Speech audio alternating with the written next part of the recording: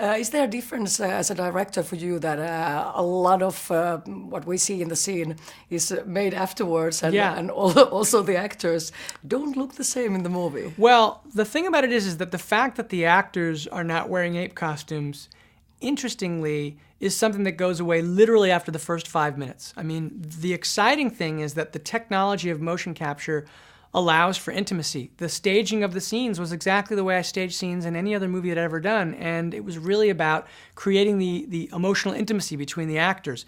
The hard part was in the editing, because after you shoot all of this material, you then have to create the detail, each and every shot that you have. And so you choose the performance of the actors, of Andy Serkis and Toby Kebbell, and you build that, and then you flesh out the world behind them, because all of those apes that are behind them are built off of performances. And so we have a number of performers who play, there's supposed to be 2,000 apes in the movie. So all of those apes are actually vignettes that we got, and I wanted the movie to be about family, so I would say, can we see children on backs? And so we staged Terry Notary, who plays Rocket. He's also our motion specialist, and he trained his daughters to literally walk like apes, and they jumped on his back. And so I'd constantly go to Weta and say, I want more children, more of this, more of that. And it was really about, with each shot, fleshing out the story and the visuals, and you didn't see those shots until very late into the editing. So we'd been working on the movie probably 6 months before I saw the first ape shot. So it's a very terrifying process, because so much of it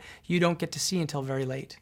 What was the main feeling when you actually saw the movie, when it was done and finished? Well, it's interesting, because people kept asking me, what my experience was and how the movie was. And I said, they say, when will we see the movie? And I said, I'm going to see the movie when you see the movie. Because the truth of the matter is, you don't see the movie until the very end. It takes so long to get the effects in. So in the last 8 weeks, you get the lion's share of all the final effects that you've been working on with Weta for literally a year. And then you have to look at the movie as if you've just gotten your dailies, and you re-edit the movie. So we're frantically recutting and doing all of this stuff now that we have the actual shots instead of the kind of reference shots.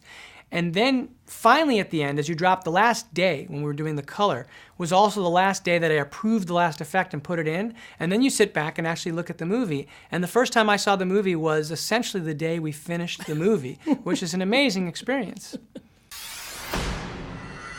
Asenne on rock. Radio Rock.